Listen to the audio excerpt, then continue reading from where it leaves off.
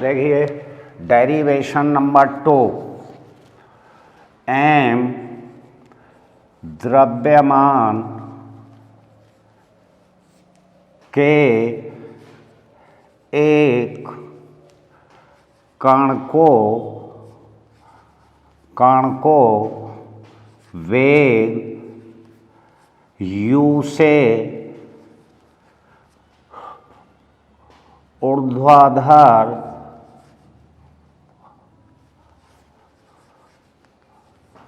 ऊपर की ओर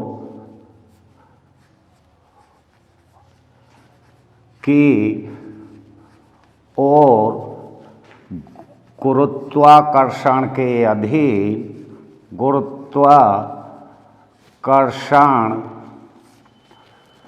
के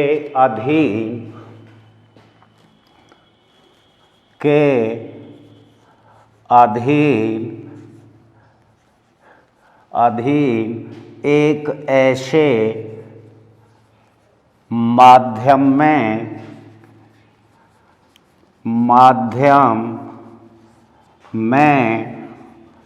फेंका जाता है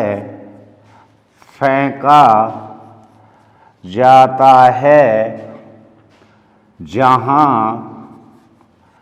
प्रतिरोधी बल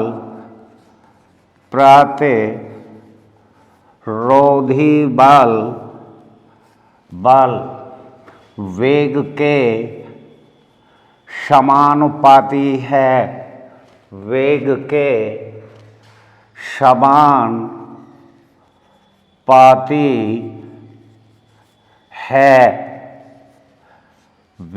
के समानुपाती है। तो कण की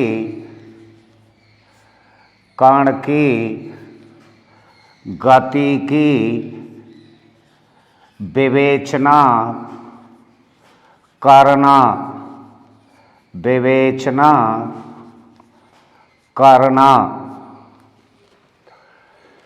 देखिए डेरिवेशन नंबर 2 है, वेरी इंपॉर्टेंट है। एम द्रव्यमान के एक कण को वेग u से ऊर्ध्वाधर ऊपर की ओर गुरुत्वाकर्षण के अधीन एक ऐसे माध्यम में फेंका जाता है जहां प्रतिरोधी बल वेग के समानुपाती है। तो कण की गति की विवेचना करना। तो देखिए जब इसका सॉल्यूशन करेंगे, फिगर बनाएंगे, यहाँ से कण को ऊपर की ओर फेंका जाता है, माना t समय पर कण की स्थिति बिंदु P पर है, OP बराबर x। अब कण पर इस पर दो बल कार्य करेंगे, प्रतिरोधी बल mkb नीचे की ओर, कण का भार mg भी नीचे की ओर। तो आप यहाँ से लिखेंगे माना के m सहती का एक कण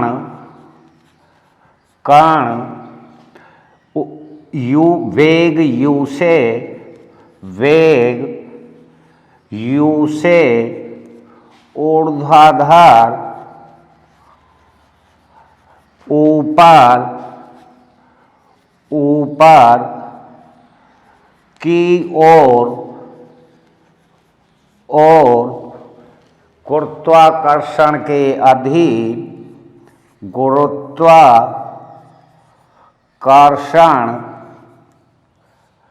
के अधीन फेंका जाता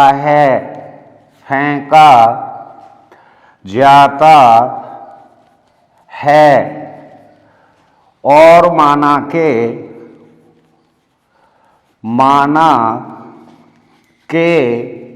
t समय पर समय पर कण की स्थिति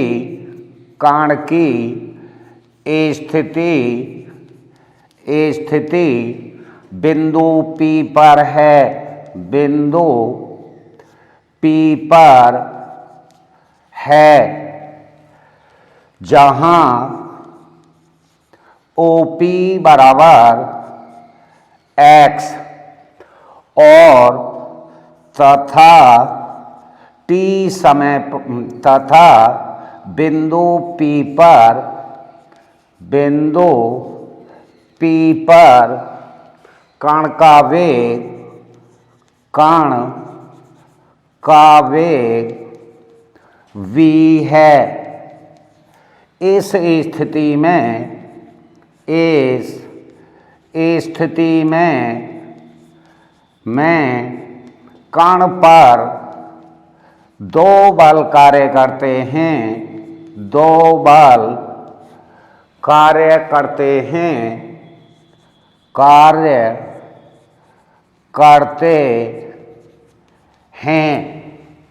देखिए, आपको स्टेटमेंट के अनुसार माना कि m संहति का एक कण वेग u से ऊर्ध्वाधर ऊपर की ओर गुरुत्वाकर्षण के अधीन फेंका जाता है, और माना कि t समय पर कण की स्थिति बिंदु P पर है, जहां OP बराबर x तथा बिंदु P पर कण का वेग v है। इस स्थिति में कण पर दो बल कार्य करते हैं। नंबर 1, कण का भार mg नीचे की ओर। नंबर 2, प्रतिरोधी बल mkb भी नीचे की ओर कार्य करता है।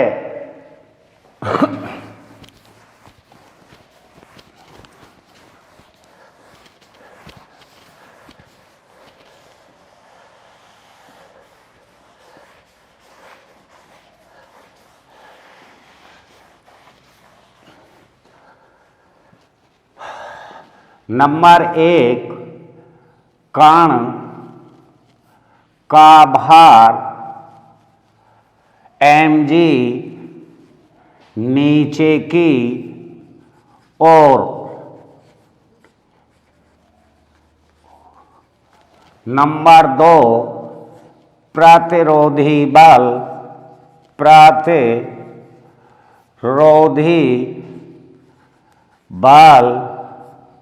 mkb भी नीचे की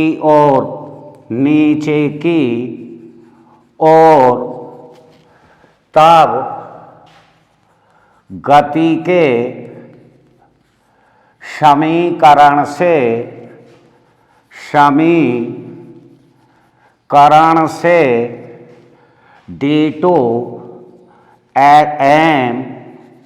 d2x अपॉन dt स्क्वायर बराबर माइनस mg माइनस mkb, या d2x अपॉन dt स्क्वायर बराबर माइनस g माइनस kb। समीकरण नंबर 1।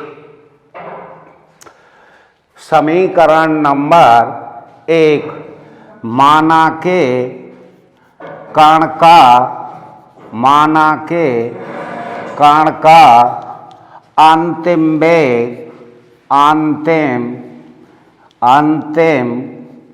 वेग v है, तब गति का समीकरण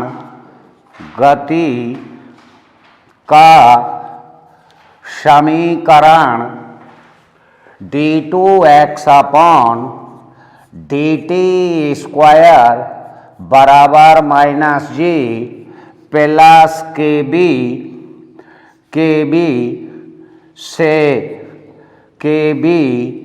से 0 बराबर v बराबर v बराबर b बराबर b और d2 x upon dt square बराबर 0। देखिए, माना कि जब शुरू से लेंगे तो यानी आपका स्टेटमेंट है एक m द्रव्यमान के एक कण को वेग u से ऊर्ध्वाधर ऊपर की ओर, डेरिवेशन नंबर 2 है, ऊपर की ओर गुरुत्वाकर्षण के अधीन एक ऐसे माध्यम में फेंका जाता है जिसका प्रतिरोधी बल वेग के समानुपाती होता है। तो इसके लिए जब सॉल्यूशन करेंगे, माना कि m संहति का एक कण वेग u से ऊर्ध्वाधर ऊपर की ओर गुरुत्वाकर्षण के अधीन फेंका जाता है और माना कि t समय पर कण की स्थिति बिंदु P पर है, कण की स्थिति बिंदु P पर है, जहां OP बराबर x और बिंदु P पर कण का वेग v है। इस स्थिति में कण पर दो बल कार्य करते हैं। नंबर 1, कण का भार mg नीचे की ओर, नंबर 2, प्रतिरोधी बल mkb भी नीचे की ओर। दोनों बल नीचे की ओर कार्य कर रहे हैं। तब गति के समीकरण से md2x अपॉन dt स्क्वायर बराबर -mg -mkb, m से m कैंसिल हो जाएगा, d2x अपॉन dt स्क्वायर बराबर -g -kb। समीकरण 1 हो गया। माना कि कण का अंतिम वेग v है। यह कब प्राप्त होगा? जब कण नीचे आ जाएगा, तब गति का समीकरण हो जाएगा d2x अपॉन dt स्क्वायर बराबर -g +kb से।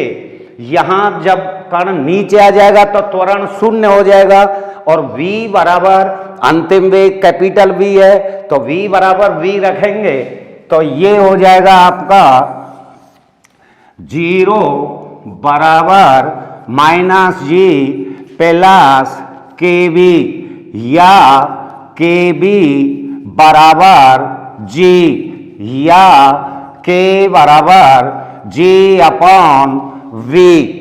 k का मान समीकरण 1 में रखने पर, k का मान समीकरण 1 में रखेंगे तो आपका हो जाएगा ये d2x अपॉन dt स्क्वायर बराबर -g upon v into v या d2x अपॉन dt स्क्वायर बराबर -g/v into v plus v। ये बन जाएगा आपका। अब हमें गति की विवेचना के लिए देखिए, ये ध्यान रखना है, 3 संबंध प्राप्त करने होते हैं। नंबर 1 में t और v के बीच, t और x के बीच और x और b के बीच, तीनों संबंध दिखाने होंगे, तब गति की विवेचना होती है। अब क्योंकि d2x अपॉन dt स्क्वायर बराबर dv अपॉन dt, अतः dv अपॉन dt बराबर -g/b into v plus v। देखिए, 2 बल कार्य कर रहे हैं, तो ये हो गया समीकरण नंबर 1 गति के समीकरण से। अब माना कि कण का अंतिम वेग v है। यह v कब प्राप्त हो जाएगा? जब कण बिल्कुल ऊपर पहुंच जाएगा, तब d2x अपॉन dt स्क्वायर बराबर -g +kb से k के मान के लिए ये लगेगा, यानी ये तो इसके अनुसार हो गया, लेकिन जब हम k का मान निकालेंगे और कण का अंतिम वेग v होगा तो ये कब कौन सी समीकरण से लेंगे, d2x/dt² बराबर -g प्लस kb से। तो v बराबर v हो जाएगा और त्वरण शून्य हो जाएगा, तब ये रख देंगे और k बराबर g/v, k का मान समीकरण 1 में रख लेंगे, माइनस कॉमन ले लेंगे g और लघुत्तम लेने के बाद -g/v कॉमन आ जाएगा, तो v प्लस v, और क्योंकि d2x/dt² बराबर dv/dt, अतः dv/dt बराबर -g/v, v प्लस v।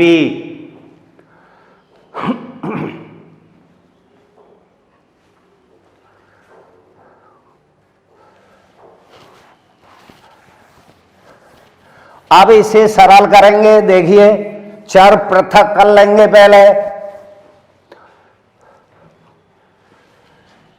चर पृथक करने पर, चर पृथक करने पर dv/v प्लस v बराबर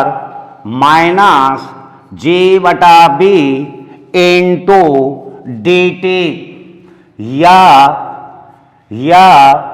dv minus dv/v plus v बराबर g/v इंटू dt, दोनों पक्षों का समाकलन करने पर, दोनों पक्षों का समाकलन करने पर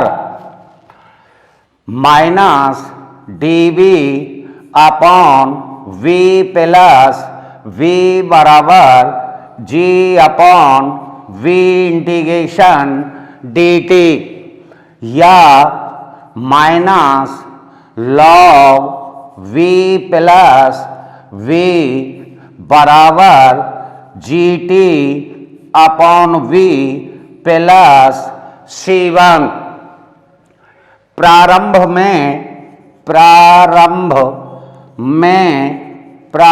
में t बराबर 0 और v बराबर u। देखिए प्रारंभ में जब t बराबर लेंगे 0, तो क्योंकि प्रारंभिक वेग u से फेंक रहे हैं कण को, तो v बराबर u हो जाएगा, तो ये मान रख देंगे अब, जिससे हमारे पास c1 का मान आ जाएगा।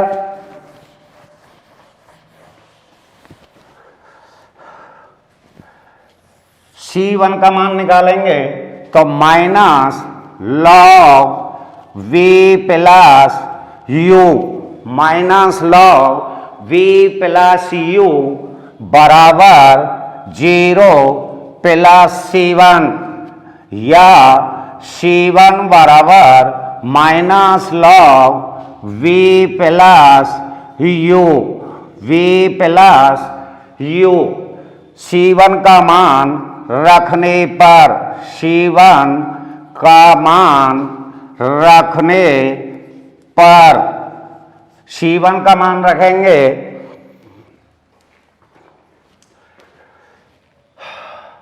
तो -log v प्लस v बराबर gt/v -log v plus u, या log v प्लस u बराबर -log v प्लस v बराबर gt/v, या v plus log v plus u/v plus v बराबर gt/v अपॉन v या v plus u upon v plus v बराबर e की power gt upon b और this implies v plus v upon v plus u बराबर e की power minus gt upon v। देखिए चर पृथक कर लिए, दोनों पक्षों का समाकलन कर दिया, minus log v plus b बराबर gt upon v plus c1। प्रारंभ में t बराबर 0, b बराबर u minus log v plus u बराबर 0 प्लस c1 बराबर minus log v plus u। c1 का मान रख देंगे, सरल कर लिया, ये आ गया लॉग v प्लस u बटे v प्लस v बराबर gt अपॉन v। दोनों पक्षों का क्या कर दिया, लॉग हटा दिया, इधर भेज दिया, तो ये e के बेस में आ जाएगा। अब v प्लस u बटा v प्लस v, हमें v का मान निकालना है, स्मॉल v का, तो उसके लिए क्या कर दिया हमने, इसे पलट दिया, यानी v प्लस v बटे v प्लस u, तो ये भी पलटेगा, बटे में आएगा, जब ऊपर ले जाएंगे तो क्या हो जाएगा, e की power minus gt upon v। अब इसे सरल करेंगे v के लिए, स्मॉल v के लिए सरल करेंगे, वेग के लिए, तो दिस इम्प्लाइज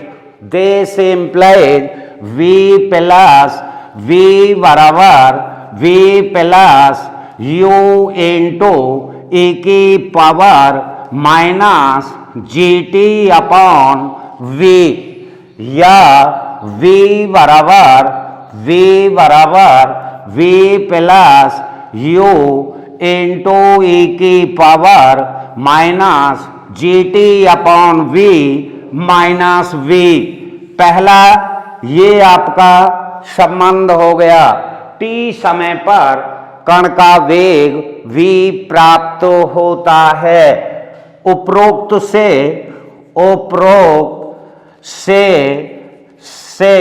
t समय पर कण का वेग v प्राप्त होता है।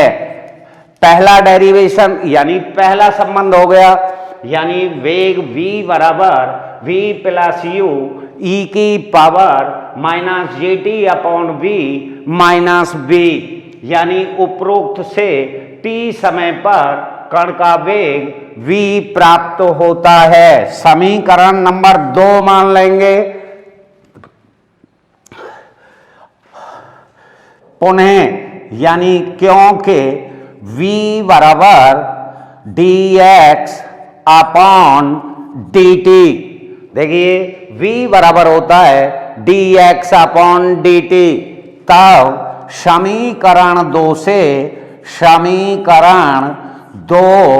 से dx अपॉन dt बराबर v plus u into e की power minus gt upon v minus v।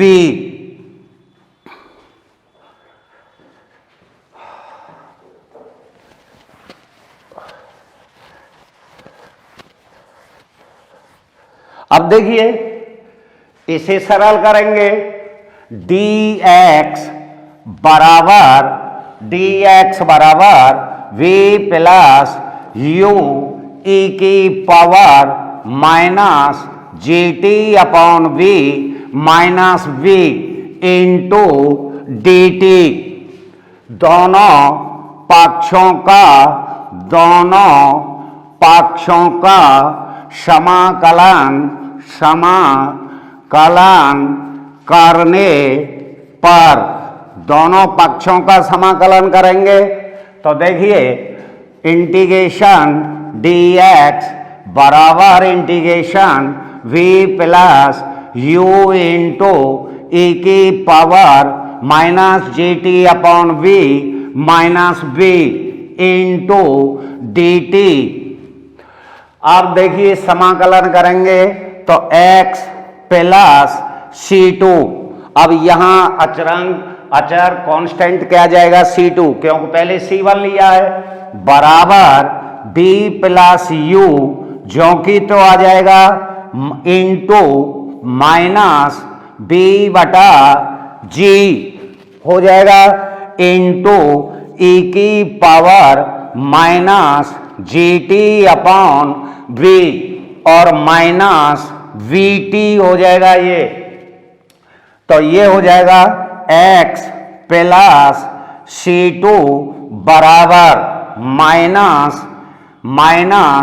v upon g into v plus u e की power minus g t upon v minus b t. देखिए समाकलन करेंगे b plus you अचर है, ई की T के सापेक्ष कर रहे हैं तो minus g t upon v का 1/g अपॉन वी आएगा, तो v कहाँ पहुंच जाएगा, ऊपर पहुंच जाएगा, माइनस का आएगा तो minus b upon g v plus u e की power minus g t upon v minus b t. अब प्रारंभ में t बराबर 0 v बराबर u, प्रारंभ में t बराबर 0 v बराबर u, v बराबर t बराबर 0 x बराबर 0, प्रारंभ में t बराबर 0 x बराबर 0।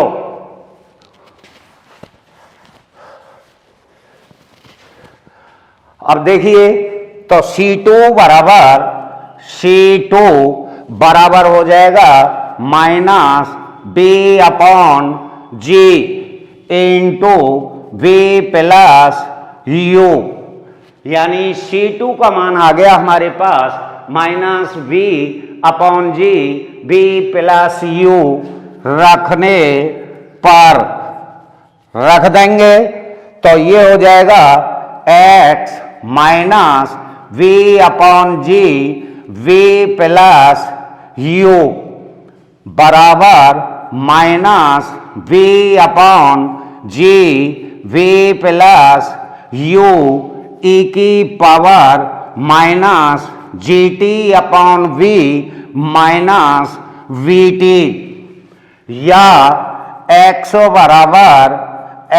बराबर v upon g v plus you minus v upon g v plus u e की power minus g t upon v minus v t, या x बराबर, देखिए इसमें से इसे कॉमन निकाल लेंगे, v upon g v plus u into 1 minus e की power minus g t upon v minus v t. ये आपका दूसरा भाग हो गया, यानी गति की विवेचना में ये दूसरा पॉइंट हो गया। उपरोक्त से